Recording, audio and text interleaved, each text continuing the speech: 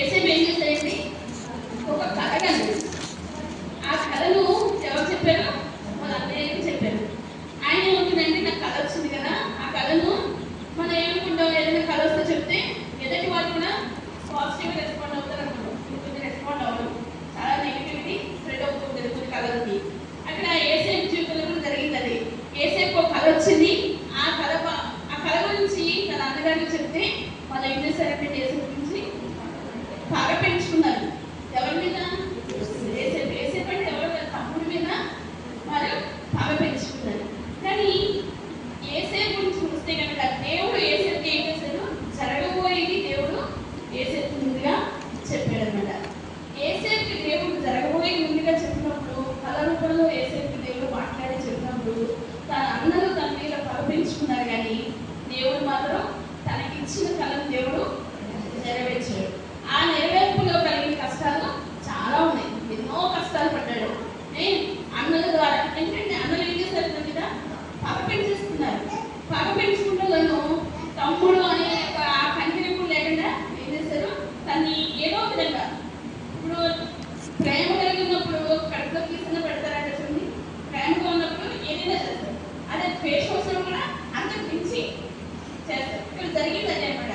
ఏసేపు యొక్క జీవితంలో ఎవరో ఒకరి శత్రువుల కింద, తన అన్నలే తనకి శత్రువుల కింద అయిపోయారు. ఎందుకు అయిపోయారంటే ఏసయ్య ఇచ్చిన కళ ద్వారాగా ఆయన ఆ యొక్క కళ గురించి చెప్పినప్పుడు తన అన్నలే తనకి శత్రువులుగా అయిపోయారు. ఒక్కోసారి మనం కూడా ఎన్నో కళలు కట్టుకుంటాం. ఎన్నో కళలు కట్టినప్పుడు ఆ కళల గురించి చెప్పినప్పుడు కొంతమంది నమ్మరు, ఏళ్ళు చేస్తూ ఉంటారు. ఈయనకి వచ్చే కళ, ఈయనకి వచ్చిన కళ అంటారు. కానీ ఎవరేమన్నా దేవుడు మనకి ఇచ్చాడు కదా, దేవుడు మనకి ఇచ్చినప్పుడు మనకున్న కాన్ఫిడెన్స్ వేరే ఉంటుంది.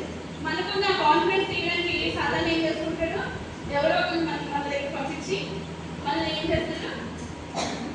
చేస్తుంది అంటే మనం ఆ కళ ద్వారాగా సంతోషం పొందనివ్వకుండా మనం నిరుత్సాహం చేయడానికి ఎవరో ఒకరు సాధారణ పాల్గొంటుండే.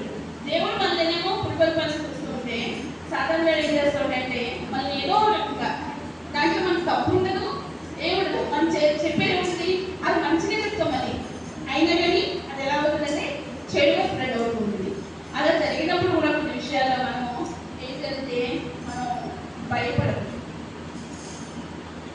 భయపడ్డామా ఖచ్చితంగా మనం ఓడిపోయే వారిని. కొన్ని విషయాల్లో భయం కలుగుతుంది ఆటోమేటిక్గా. మనకి వద్దన్న భయం కలుగుతూ ఉంటుంది, వద్దన్న మనకి టెన్షన్ కలుగుతూ ఉంటుంది.